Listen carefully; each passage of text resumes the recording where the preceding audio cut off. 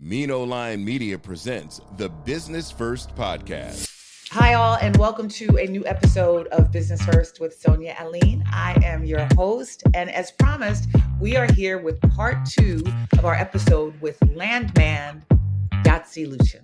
One of the unique things about Unite is that it is a Houston-based company, but majority of the work that you have been doing has been in countries like Congo, Angola, Equatorial Guinea.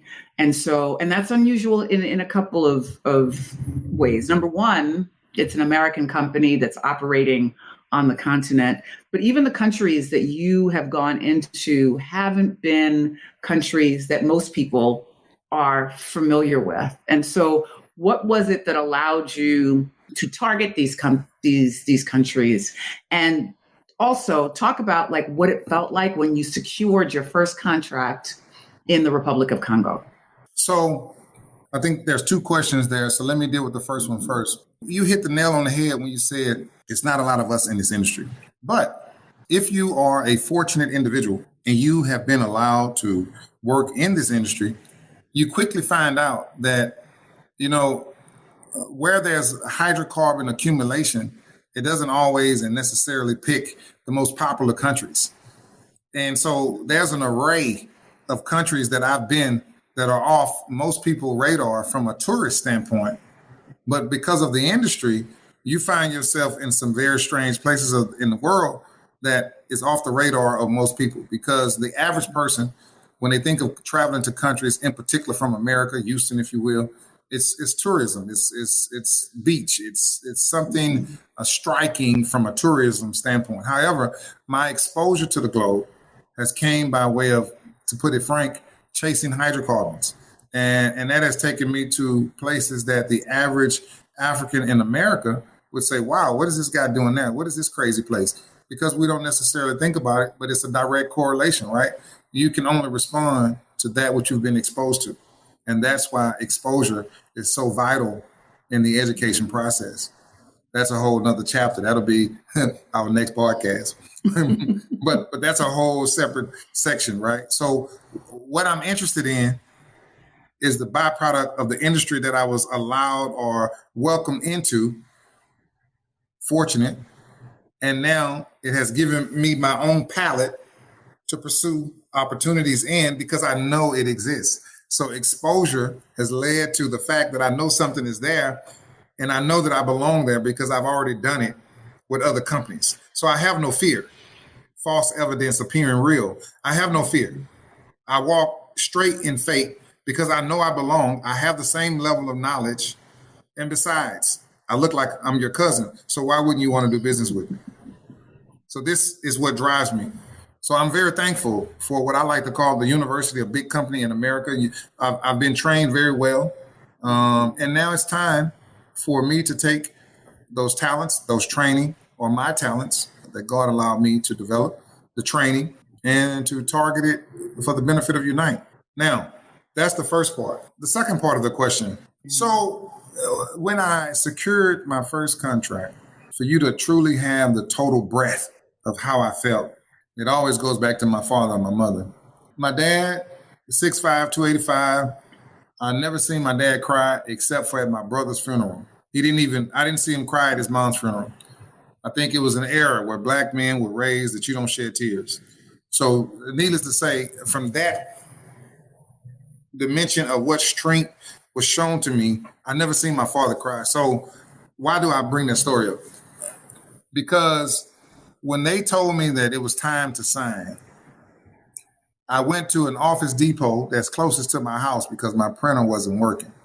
And when I realized it was truly happening, I was on the phone with them and I was in the store, and they began to print the version that I was going to sign and initial. And I realized, they said, yeah, and the wire will be coming in tomorrow.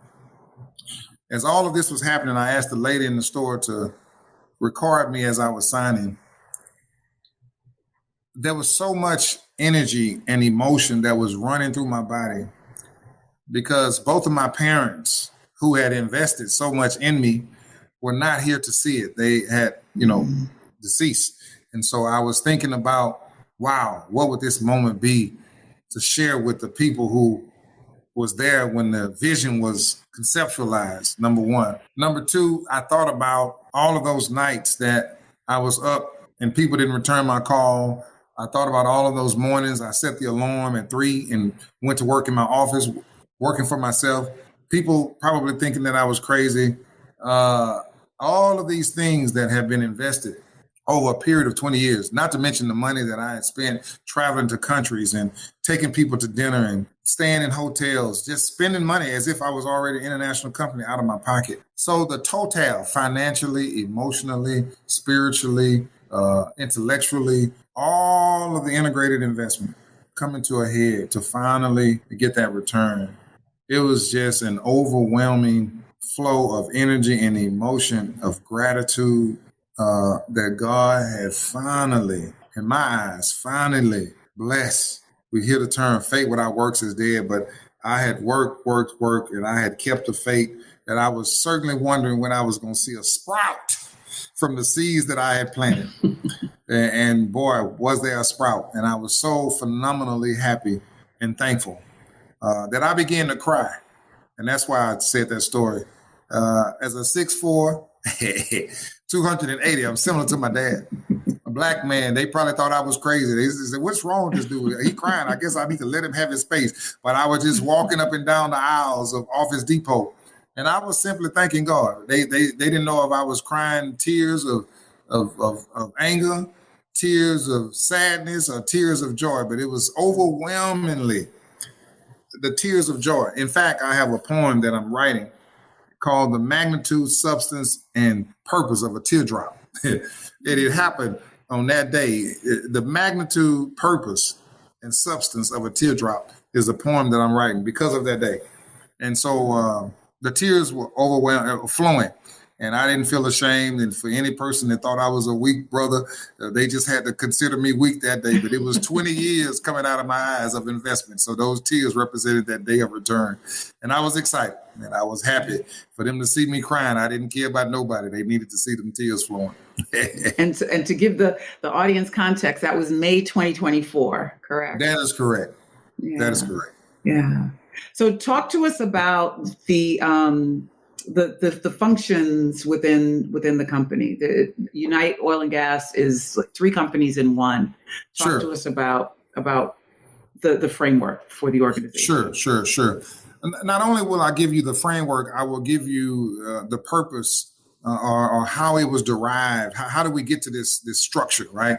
So Unite, in the midst of this 20-year pursuit, my goal, which I failed year after year, was to be in a position to acquire assets. And so in order to acquire assets, typically the way it works is that you have to demonstrate to the financial community that you have a management team that's capable from a disciplinary standpoint that it can oversee an asset. You have to prove to them that you have the capability, the intellectual horsepower, if you will, to do what you're trying to do. So the first thing I needed to do is build a team.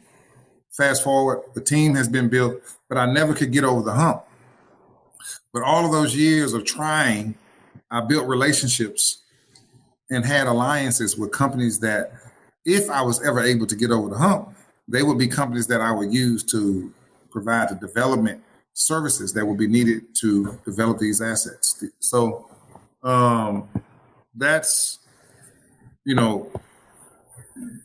one of the many alliances that I had. So Unite Consulting, after so many years, once again, of failing to raise money, I said, look, I need to establish a presence in the market. I have this wonderful team, and I have even people behind the team that can support me, geoscientists and engineers. What I need to do, I need to start consulting with the people that I have. Just like in college, start walking, electrical, computer science, mechanical. I need to just start walking by faith, get into the industry. We used to going through back doors. People of color, there's no problem. As long as we get in, we'll figure out the rest once we get in. So just let me get in. So I started walking, and I was fortunate to secure this consulting contract. As you talk about the 3 divisions, the services is where we EPC, engineer, procure, and construct pipelines, facilities, and we turnkey and drill wells and can provide the drilling rigs because I have alliances with drilling rig companies. I have alliances with companies that just design wells. I have all of the skill set under our umbrella, whether it be direct employees of Unite or through our alliances. So the last component, you have consulting, you have services, but the last component is the one that we've had the vision to develop all along, which is development and production. That is where we will have an equity interest in assets. So consulting, services, develop along the journey of trying to get to development and production. As a way saying and announcing to the industry, you're going to let me in one way or another. We're going to provide services for you, and we're going to provide consulting to you. And at some point, you're going to believe that we can do development and production. But we coming. This unrelenting pursuit of what's possible. We know that the development and production is possible. We know that we can operate, run, and man assets. We have zero production. But I already know that over 100,000 barrels per day will be developed by Unite Oil and Gas. It's clear. I see the vision. I'm already focused on it. It's happening in my mind. It's happening in the third dimension, as I heard a good pastor say. Now we just have to pull it down to the second dimension. I'm excited about those 100,000 barrels of oil per day, but I'm more excited about what it's going to facilitate in the community globally. So that's the three companies: consulting, services, serving to the environment and to companies, shall I say. Development and production is where we hold our equity interests. But we provide and we serve. We provide and we serve until we're able to have our own. But we're here, and the market understands that we're here. So we will be rewarded. I have no doubt. God will show himself faithful as he always does. You had mentioned this briefly earlier about, you wanting to provide to the community, and you are part of that is your interest in supporting orphanages, but you are actually already doing that in the Republic of Congo. And so talk to us about the orphanages you're supporting and what you've been able to do, what Unite has been able to do for them. And why that's so important, right, for organizations to be a part of the communities in which they work. Yeah. So we have 2 orphanages that we've been able to support, and we have provided, the range of resources that we provided, of course, range and vary for all different types of food, all different types of bedding, all different types of clothing. One of the orphanages, we got the roof fixed because there was a leak in a couple of the kids' bedroom. And so whatever the needs are, there's no strict, particular item that we're willing to provide. We're willing to meet their needs. The reason why that is important is because, it's very interesting. When I go to the barbershop in the Congo, some of the guys that work for Unite, if they go into the barbershop with me because they speak French, they always cringe, or they always are trying to stop me from tipping so high, because no matter what service I get in the Congo, I try to tip high according to American standards. I think it's high. And the guys have even been upset with me. They're like, why are you tipping? Like, they don't need all that. Quit, stop. But you see, when people don't know what's behind the money, and money is simply a vehicle, when they haven't been a part of your story, when they don't understand the privilege it is to be in Africa and how long I saw myself leaving the office in Africa going to get a haircut, and now that God has allowed that to happen, it's nothing for me to show my gratitude to being in their country and getting my haircut, and for the role that they don't even know that they're playing to be in my dream. That it is such a joy for me to give them money just as a token of the role that they are playing in my dream. They don't know that they're playing the role in this dream. They don't know that they've been casted as a character in the script. But I assure you, I feel like I'm a director and they are on the level of Denzel, that they deserve all of what they're being paid. Now, of course, I say that in an analogous way. This is my analogy. But I am so excited.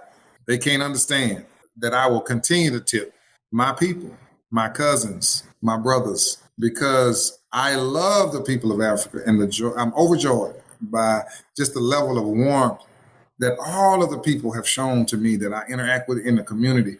This was all part of my dream. And that's something I want to say to our fellow brothers and sisters. As an African born in America, the realization that I've been able to be exposed to It's such a joy and a privilege and a pleasure to walk the streets and to see people who simply embrace you because they see you as a brother. And yes, I've always been big. So not to see women either, grabbing their purses or people just simply being warm to you simply because you are an African.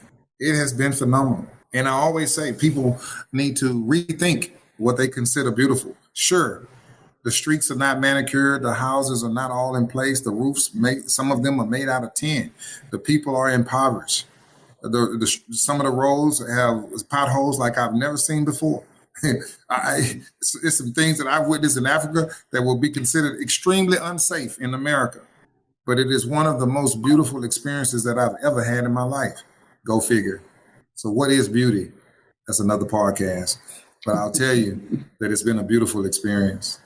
And it's not always, the beaches in Florida or LA or the ski slopes in Canada or the tall buildings in New York or the casinos in Las Vegas and the bright lights. But as an African born in America, I've seen beauty that lights can't provide, and tall buildings certainly can't come close to the warmth, love, and happiness, simple joy that I felt by being able to walk and truly embody and get exposed to African people. It's phenomenal. You talked about having the good sauce. You've talked about walking in faith. You've talked about seeing your vision and playing that out. What would you say to people listening who have a big idea, have a big dream, but feel or see that there are all these barriers to them accomplishing it? What would you say to them? Once again, I guess that's why you do what you do. Beautiful question.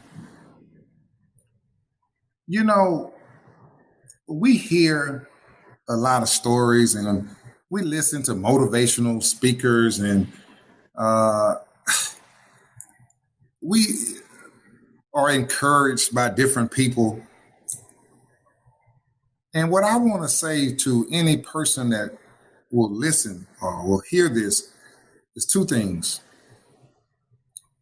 You have to be emotionally tough to achieve greatness. You have to be emotionally tough to accomplish something that only you see. You have to have resilience. You have to be persistent. And that was one of my favorite songs that once said, "What does love have to do with it?" And I want to tell you, everything. Because you must fall in love with your destiny. Because love is the only thing that will keep you crazy enough to dream and pursue. I grew up in the hood. I don't have $1 million.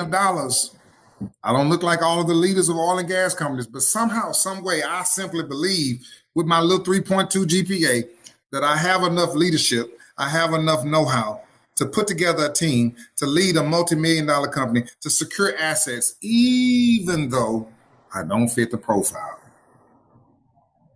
That I will be the anomaly that snuck through. I will be the one that God will ultimately bless and honor what I've been able to see in scripture, which is faith without works is dead, which simply means, and it's not in the scripture, that faith with works is alive.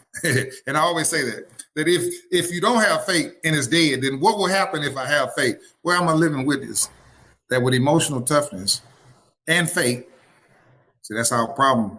We don't do enough work, though. We don't work our craft and craft our work. Late nights, early mornings, watching CEOs, saying and critiquing speeches, looking at what they do, providing the data, learning the business, investing in self while working for somebody else, buying suits with nowhere to go just yet, all of it, getting ready. This is all part of it. But you must first fall in love with your destiny. Nobody, when the encouragement stops, When that alarm clock goes off and it's time for you to work and you don't have nobody you working for that's going to pay you, that's simply drive, thirst, and once again, passion. The unrelenting pursuit of what's possible. How do I know it's possible? Because only I can see it. But if I can see it, if I can believe it, I can achieve it. And it's okay if nobody else sees it. It's okay if they think you crazy. God sent it to you for a reason. The question is, another song comes to mind. This one's not a gospel. This is a rap song. I think he said, walk it out. So the question is, are you ready? Are you ready to walk it out? We got gospel and a little hip hop in there. Right. Are you ready to walk it out? And can you walk it out? Are you emotionally tough? Right. That's the question. Yeah. Right. Because, I want to say this. It is hard. It's supposed to be. Because if it was easy, everybody would have already done it. And I really want to go on record by saying this. This is very powerful for me. When I look at the 21 people that are a part of Unite, what's so astonishing to me, I know that God would have had these people doing something else. And I know that ultimately, God is the provider. Don't get me wrong. But I am simply astonished by the fact that for 20 years, I tried to do something. But in 2025, because of what I tried to do 20 years, there's 21 people that's connected to my vision and my dream that are now working within Unite simply because God sent a vision and a dream to me that I refuse to let go. And where am I going? You see, your dream and your vision and your laziness or your fear for you to move now is connected to other people. And you have the audacity and the gall not to move because you're selfish and you can only consider your own little fears. This is a way that I choose to look at it. There are so many people that's connected to something that God has given you a calling to act that will never be able to achieve, if not reach, what they were also called to do. Because I believe one calling unlocks another calling and it's connected. So remember, what you're exposed to and the thoughts that you have are not just for you. We're connected spiritually. We must move on things that God gives you. So this was a calling for me. This is a platform. This is a movement. And I must nourish it. I must do things that will bring glory to God, that will also support and help mankind because he gave it to me. I'm just a little boy that walked to the store barefooted, played Pac-Man, Miss Pac-Man, loved little girls, ran around, played football and basketball. I was not this astute kid. I was not magna cum laude in my class. I think I made a 1060 on the SAT. But what you're looking at, and I always like to say this, hard work will beat out talent when talent won't work. All I've done is work hard. And I like to say this as well. The only place success comes before work is in the dictionary. And I've worked. That's it. Nothing more, nothing less. I've sacrificed. I've worked. That's it. If it was sports, I was a 6th-round draft pick. If it was singing, I was certainly back up for a long time. It took a lot of lessons. This is not no rosy story. I can tell you that right now. But I love it. I wouldn't change nothing about it because everything about my story has made me who I am. And I'm so thankful that God gave me the calling.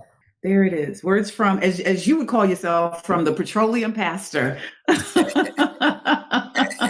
Yeah, I'm the petroleum pastor. Unite is my church. Exactly. Thank you so much, Yachtze Luchin, for sharing your story, your insights, your advice.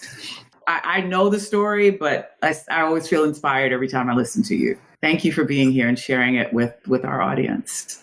And it's interesting. I guess the last comment, if you would allow me to make, because you touched on something else. Someone asked me, and you didn't ask me this, but I just want to say it. Someone said, "Look, what is this really about for you?" Because you used that word "inspire." And I want to always end with this whenever I talk. I'm 51 years old. I was born in 1973, and unfortunately, at some point, my life is going to come to an end. And if I was to go into the future and think about my obituary and I look at that dash that's on the program, I really want my life from this moment forward to represent inspiration. I try to talk about being so average according to what people would consider how I was raised, how I was educated. Because so many times in so many cases, we think only those people, the upper echelon, are the ones who will call, are the ones who will make it. But I just want you to know that if you believe first and put in the work and you fall in love with your craft and you're all about learning the people who have been successful and where you want to go, you see, find somebody you can touch that is already doing what you want to do, or that you can at least learn your area, and work. So ultimately, Miss Alleyne, I hope at least one person is inspired to do something that have been deemed too difficult in their life. Right. That they will begin to put one foot in front of the other and they become inspired. Because this is a Me Too movement. I hope that it gets started. I hope that I can start that Me Too. Yachtze is no different from me. I'm not special. I was simply in love with my dream. So what's love got to do with it? Everything. Thank you for having me.